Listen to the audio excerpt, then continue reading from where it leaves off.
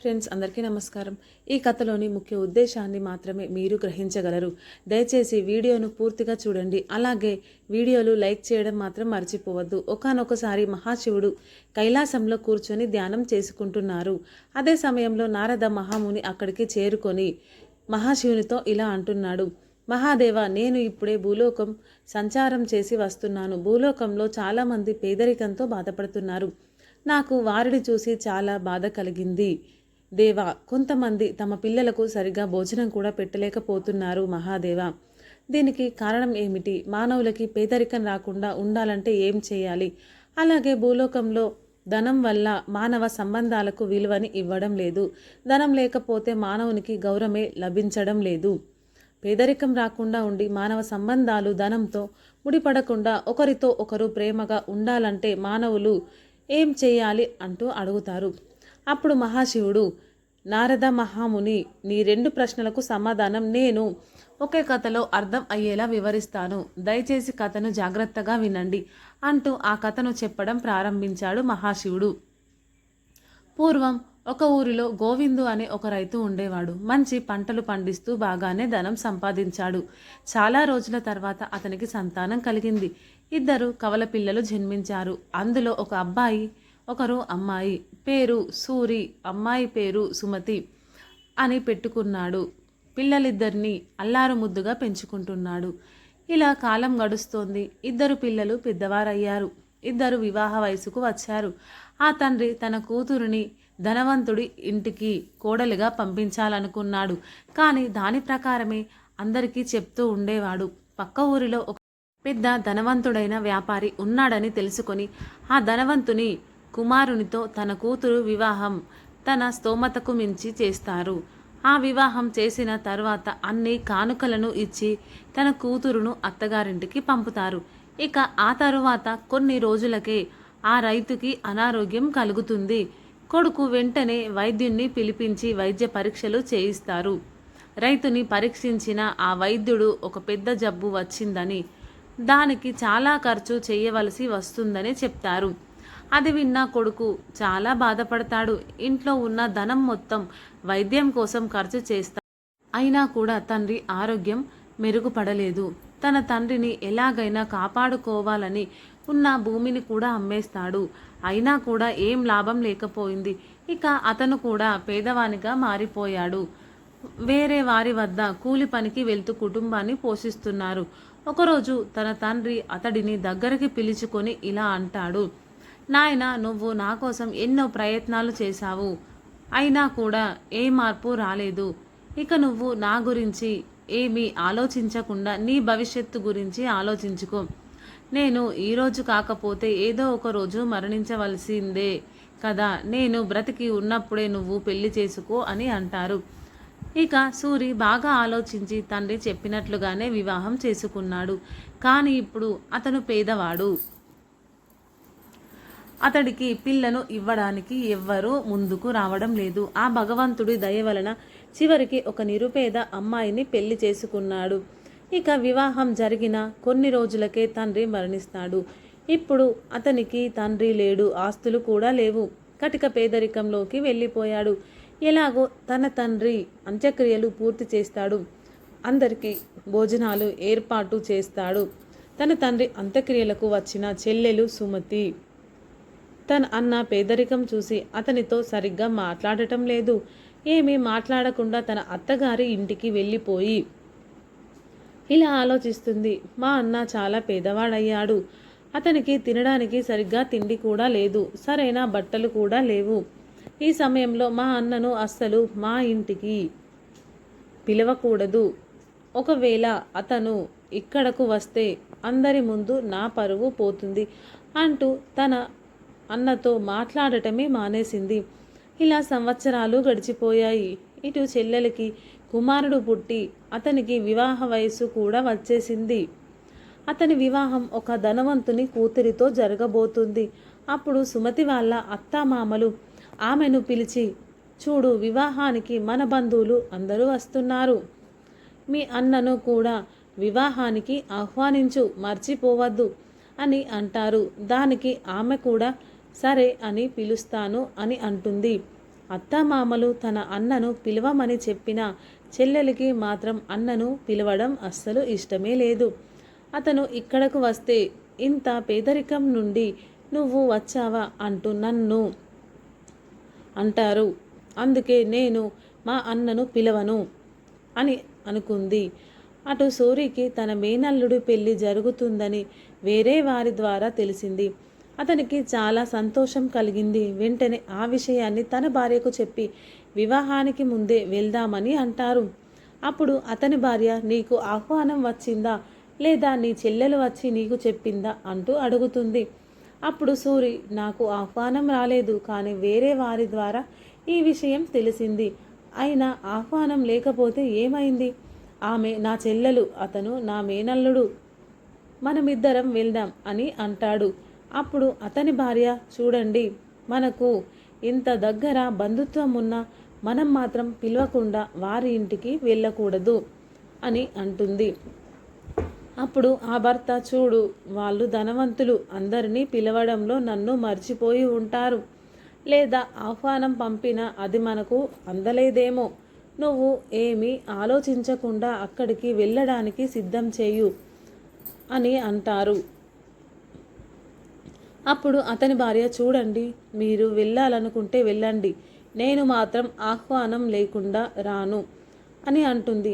అప్పుడు ఆ భర్త, సరే, అయితే నువ్వు పిల్లలతో కలిసి ఇంట్లో జాగ్రత్తగా ఉండు, నేను ఒక్కడినే వెళ్ళి వస్తాను. నేను కూడా వెళ్ళకపోతే మీ పుట్టింటి వారు ఎవ్వరూ రాలేదని నా చెల్లిని అందరూ అక్కడ తిడతారు అని అంటారు. అప్పుడు సూరి వేరే వారి వద్ద ధనం అప్పుగా తీసుకొని తన చెల్లెలు మేనల్లుడి కోసం మంచి ఖరీదైన బట్టలు తీసుకుంటాడు. ఇక ఆ బట్టలను తీసుకొని నడుచుకుంటూ చెల్లెలు ఇంటికి చేరుకొని ద్వారం వద్ద నిలబడ్డాడు. చాలాసేపటి తర్వాత సుమతి వాళ్ళ తోటి కోడలు అతన్ని చూసి గుర్తుపట్టింది. వెంటనే ఆమె సుమతి వద్దకు వెళ్ళి, మీ అన్నయ్య వచ్చి ద్వారం వద్ద ఎదురు చూస్తున్నాడు అని చెప్పింది. ఆ మాటలు విన్న సుమతి, మా అన్న ఏ విధంగా ఉన్నాడు? మంచి బట్టలు నగలు వేసుకున్నాడా? చూడటానికి దర్జాగా కనిపిస్తున్నాడా అంటూ అడుగుతుంది. అప్పుడు ఆ తోటి కోడలు, లేదు, మీ అన్న పాత బట్టలు వేసుకొని వచ్చాడు, ఏ బంగారు ఆభరణాలు వేసుకోలేదు, అతను నీకోసమే ఎదురు చూస్తున్నాడు అని చెప్పింది. అది విన్న సుమతికి చాలా కోపం వచ్చింది. ఆమె ఎవరికి కనబడకుండా తన అన్న దగ్గరకు వెళ్ళింది. చెల్లెలిని చూడగానే అన్న చాలా ఆనందిస్తాడు. వెంటనే సుమతి తన అన్నను వెంటబెట్టుకొని ఎవ్వరికి కనబడకుండా ఇంటి వెనకాల ఉన్న ఒక చిన్న గదిలోకి తీసుకువెళ్ళి అతనితో ఇలా అంటుంది, అన్నా, నేను నీకు ఆహ్వానం పంపలేదు కదా, మరి నువ్వు ఎలా వచ్చావు అని అంటుంది. అప్పుడు సూరి, చెల్లమ్మ, నాకు ఆహ్వానం పంపడం మర్చిపోయావా? నేను వేరే వారి ద్వారా తెలుసుకొని నీ కోసం, నీ కొడుకు కోసం కొత్త బట్టలు తీసుకువచ్చాను అని అంటారు. అప్పుడు సుమతి, నువ్వు ఇలా చిరిగిపోయిన పాత బట్టలను వేసుకొని ఇక్కడికి వస్తే చూసిన వారందరూ నిన్ను చూసి, ఇతను మీ అన్నయ్యనా అని అడిగితే నా పరువు పోతుంది, నాకు ఇక్కడ విలువ ఉండదు, అందుకే నేను నీకు ఆహ్వానమే పంపలేదు, అయినా కూడా నువ్వు వచ్చేస్తావు అని అంటుంది. తన చెల్లెలి నోటి వెంట ఇలాంటి మాటలు విని అతని గుండె బరువెక్కిపోయింది. చెప్పలేని బాధ కలుగుతుంది. తన చెల్లెల్ని క్షమించమని వేడుకుంటాడు. చెల్లమ్మ, నా వల్ల నీ విలువ తగ్గుతుందని నేను అనుకోలేదు, నా భార్య కూడా చెప్పింది, కానీ నేనే ఆమె మాటలు పట్టించుకోలేదు. అమ్మ, నన్ను ఇప్పుడుకైతే క్షమించు, ఇక ఎప్పుడు కూడా మీ ఇంటికి రాను, ఈ బట్టలను తీసుకో అంటూ ఆ కొత్త బట్టలను చెల్లెలకి ఇచ్చేస్తారు. అప్పుడు సుమతి, ఎలాగో వచ్చేసావు కదా, నా కొడుకు వివాహం జరిగే వరకు నువ్వు ఇక్కడే ఈ గదిలోనే ఉండు, బయటికి రావద్దు, నిన్ను ఎవరైనా చూస్తే నా పరువు పోతుంది, నేను భోజనాన్ని ఈ గదిలోకి పంపిస్తాను, భోజనం చేసి మెల్లిగా వెనుక ద్వారం నుండి ఎవ్వరికి కనబడకుండా వెళ్ళిపో అని అంటుంది. దానికి అన్న సరే అని చెప్తాడు. ఇక సుమతి ఆ గదికి బయట నుండి తాళం వేసి వెళ్ళిపోయింది. ఇక సూరి ఆ చీకటి గదిలో ఒంటరిగా కూర్చుని బాధపడుతున్నాడు.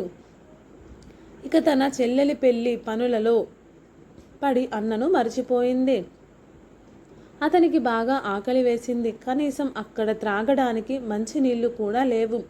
తన చెల్లిని పిలుస్తాడు, కానీ అతని మాటలు ఎవ్వరికీ వినబడడం లేదు. ఇలా 2 రోజులు గడిచిపోయాయి. పెళ్లి సంబరంలో ఉన్న చెల్లికి అన్న గుర్తుకే రావడం లేదు. ఇక అన్న, నేను ఇక్కడే ఆకలితో మరణించేలా ఉన్నాను, నా భార్య పిల్లలు అనాథలైపోతారు అంటూ ఏడుస్తున్నాడు. అదే సమయంలో అటుగా వస్తున్న ఎవరో ఇక్కడ ఏదో శబ్దం వినిపిస్తుంది. అది విని గట్టిగా అరుస్తాడు. ఏదో పని మీద సుమతి తోటి కోడలి అక్కడికి వెళ్ళింది. ఆ అరుపులు విని తలుపులు తెరిచింది. అందులో సూరి బయటికి వస్తాడు. అతన్ని చూసి ఆమె ఆశ్చర్యపోతుంది. అన్నయ్య, నువ్వు ఈ గదిలోకి ఎలా వచ్చావు? ఎవరు బయట నుండి తాళం వేశారు అని అడుగుతుంది. జరిగినది చెబితే తన చెల్లెలి పరువు పోతుంది అని భావించి, అమ్మ, నేను ఈ గదిలో ఏమున్నాయో చూద్దామని వచ్చాను. చల్లగా ఉందని కొద్దిసేపు విశ్రాంతి తీసుకున్నాను. నేను గదిలో ఉన్నది గమనించకుండా ఎవరో బయట నుండి తాళం వేశారు. నువ్వు గనుక ఇప్పుడు వచ్చి తలుపులు తీయకపోతే నేను అందులోనే మరణించేవాడిని. నీకు చాలా ధన్యవాదాలు అంటూ వెనక ద్వారం నుండి బయటికి వెళ్ళిపోయాడు. ఇక ఆకలితో అడుగులు తడబడుతూ ఉండగా తన ఇంటి వైపు వెళ్తున్నాడు. ఇక నీరసంతో కళ్ళు తిరిగి కింద పడిపోతుండగా అప్పుడే ఒక వృద్ధ మహిళ అక్కడకు వచ్చి అతనిని కింద పడకుండా చాలాసేపటి తర్వాత అతని కళ్ళు తెరిచి చూడగా కళ్ళ ముందు వృద్ధురాలు కనిపించింది. ఆమె అతనికి సేవలు చేస్తుంది. ఇక అతను పైకి లేచి ఆమెకు ధన్యవాదాలు చెప్తాడు. అతడిని కాపాడిన ఆ వృద్ధురాలు మరెవరో కాదు, సాక్షాత్తు లక్ష్మీదేవి. సూరి భార్య ప్రతిరోజు లక్ష్మీదేవిని పూజిస్తూ ఉండేది. సూరిని కాపాడటానికి ఆమె అక్కడకు వచ్చింది. అప్పుడు లక్ష్మీదేవి అతనితో ఇలా అంటుంది, నాయనా, నువ్వు ఎవరు? ఎక్కడ నుండి వస్తున్నావు? ఏం జరిగింది అంటూ అడుగుతుంది. అప్పుడు సూరి జరిగినదంతా ఆమెకు చెప్తారు. తన చెల్లెలు తనను ఎంతగా అవమానించిందో చెప్తారు. అప్పుడు లక్ష్మీదేవి, నాయన, జరిగింది ఏదో జరిగిపోయింది. ఇక ఈ విషయాలన్నీ మరిచిపో. ఇలా జరిగేది ఉంటే అలా జరుగుతుంది. పక్కనే నాకు పళ్ళ తోట ఉంది. అందులోంచి పళ్ళను తీసుకువెళ్ళి నీ పిల్లలకు ఇవ్వు. అలాగే నువ్వు కూడా బాగా ఆకలిగా ఉన్నావు కదా, నువ్వు కూడా ఆ పళ్ళను తిని నీ ఆకలిని తీర్చుకో అని అంటుంది. సూరి ఆమె మాటలు విని తోటలోకి వెళ్ళి కొన్ని పండ్లను తిని తన ఆకలిని తీర్చుకున్నాడు. ఆ తరువాత ఇంకా కొన్ని పండ్లను తెంపి సంచిలో నింపుకున్నారు. ఇక వెళ్ళడానికి అనుమతి కోరగా ఆ వృద్ధురాలు ఇలా అంటుంది, నాయన, నేను నీకు 9 విషయాలను చెబుతాను, జాగ్రత్తగా విను. అవి నీకు నీ జీవితంలో ఉపయోగపడతాయి అంటూ అద్భుతమైన 9 విషయాలను చెప్పింది. ఆ 9 విషయాలను విని ఆయన ఇంటికి చేరుకున్నాడు. తన పిల్లలు తన దగ్గరకు వచ్చి, నాన్న, అత్త మా కోసం ఏం పంపించింది అంటూ అడుగుతారు. అప్పుడు సూరి, అత్త మీకోసం పండ్లు పంపించింది అంటూ ఆ సంచిని వారికి ఇస్తాడు.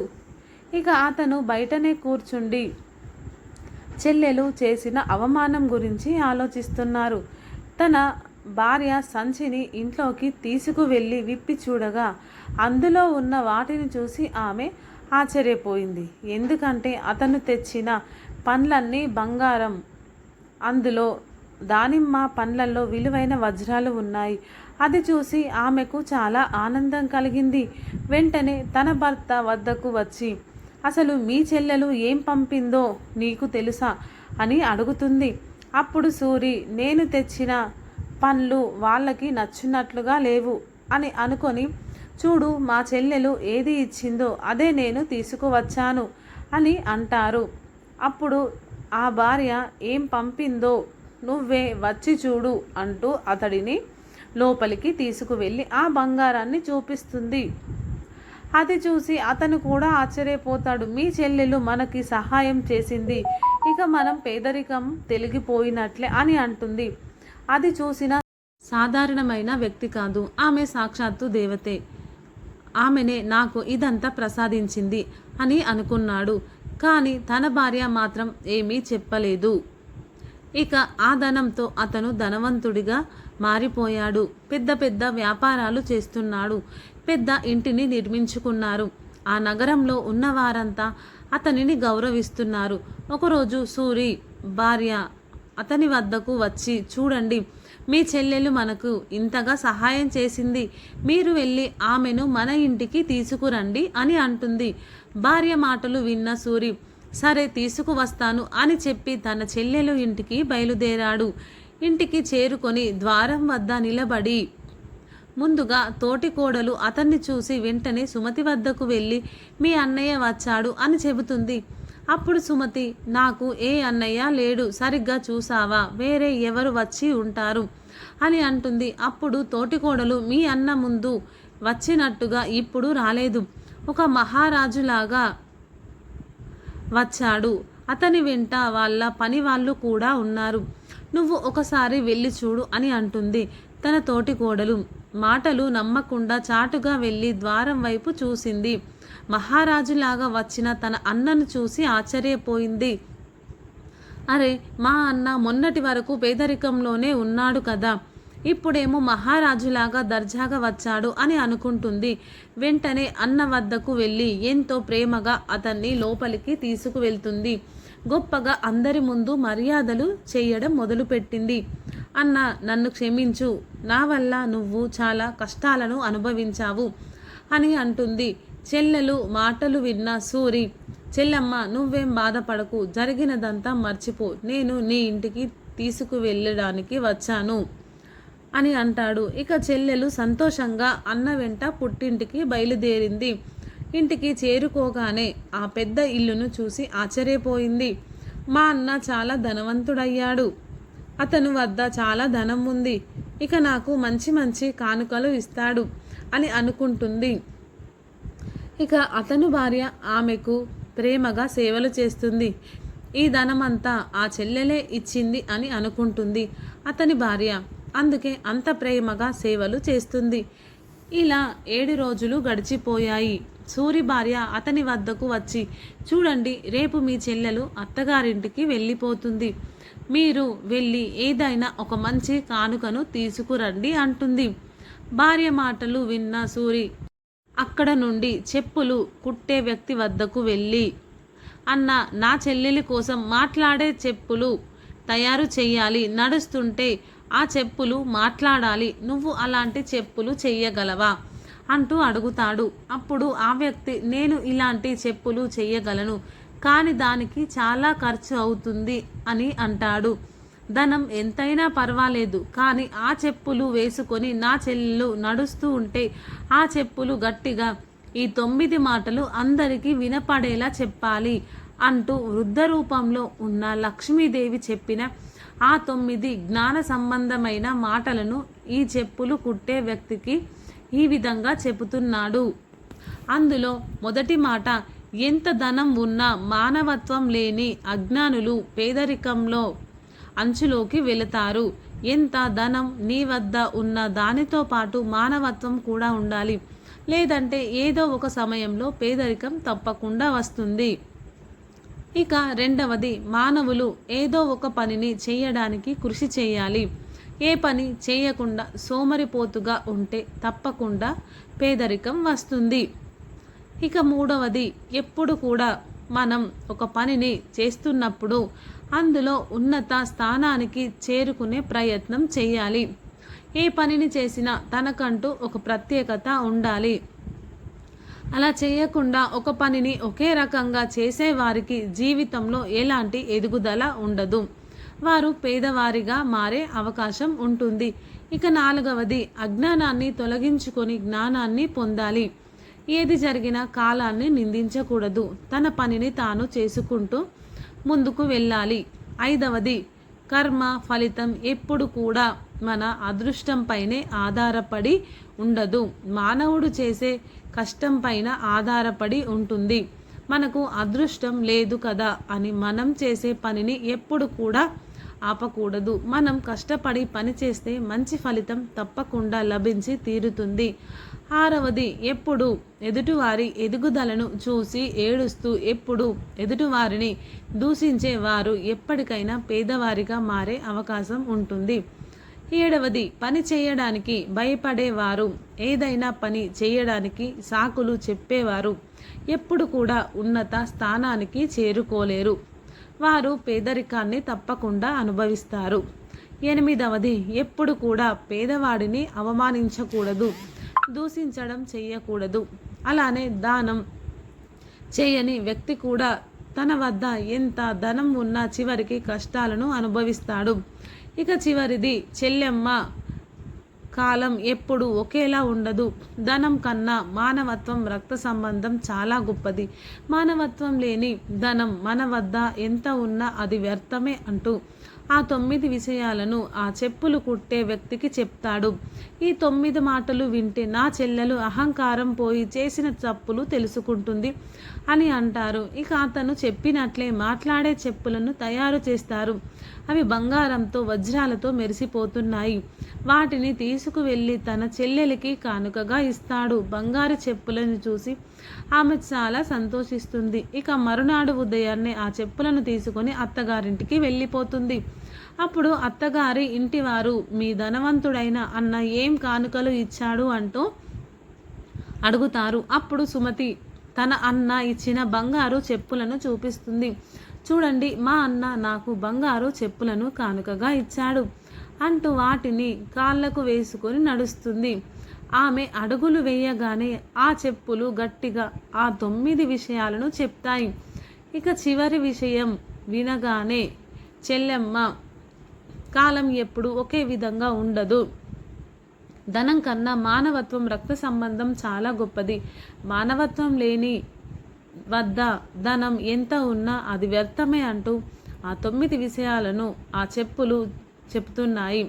ఆ మాటలు విని ఆమెకు అందరి ముందు చాలా సిగ్గు కలిగింది. తన అన్నకు తాను చేసిన అవమానం తలుచుకొని బోరున ఏడుస్తుంది. అప్పుడు అందరూ ఏం జరిగింది అంటూ అడుగుతారు. అప్పుడు సుమతి తన అన్నకు తాను చేసిన అవమానం గురించి చెబుతుంది. నాకు ధనం ఉన్నదని అహంకారంతో మా అన్నను అవమానించాను. నాకు చాలా బాధగా ఉంది అంటూ ఏడుస్తుంది. సుమతిని ఓదారుస్తూ తోటి కొడలు ఇలా అంటుంది, చూడు, జరిగినదేదో జరిగిపోయింది. దానిని నువ్వు ఇక మర్చిపో. ఇక ముందు అలా జరగకుండా చూసుకో. ఎవరైతే ధనం ఉన్నదని గర్వపడతారో వారి ఇంట్లో ఎప్పుడు కూడా లక్ష్మీదేవి ఎక్కువ కాలం ఉండదు. ఏ ఇంట్లో అయితే స్త్రీలను అవమానిస్తారో ఆ ఇంట్లో కూడా లక్ష్మీదేవి ఉండదు. అలాగే ఎప్పుడు గొడవలు పడే ఇంట్లో కూడా లక్ష్మీదేవి ఉండదు. ఎవరైతే ధనానికి విలువ ఇవ్వకుండా అవసరం లేని ఖర్చులు పెడతారో అలాంటి వారి ఇంట్లో కూడా లక్ష్మీదేవి ఉండదు. నువ్వేమీ బాధపడకు అంటూ ఓదారుస్తుంది తన తోటి కోడలు. ఇక ఈ మాటలు విన్న సుమతికి అహంకారం పూర్తిగా తగ్గిపోయింది. ఇక అప్పటి నుండి ఎవరిని తక్కువ చేసి చూడటం లేదు. అందరితో కలిసిమెలిసి ఉంటుంది. ఈ కథను ముగించిన మహాశివుడు నారదాముని, నేను చెప్పిన ఈ కథలోని మంచి మాటలను ఎవరైతే పాటిస్తారో వాళ్ళు ఎప్పుడు కూడా పేదవారు కాలేరు, అందరూ సుఖంగా జీవించవచ్చు అని అంటారు. ఇక నారద మహాముని ఆయనకు నమస్కరించి అక్కడ నుండి వెళ్ళిపోయారు. చూశారు కదా, ఈ వీడియో నచ్చితే లైక్ చేయండి, షేర్ చేయండి, మన ఛానల్ని సబ్స్క్రైబ్ చేసుకోండి. Thank you friends.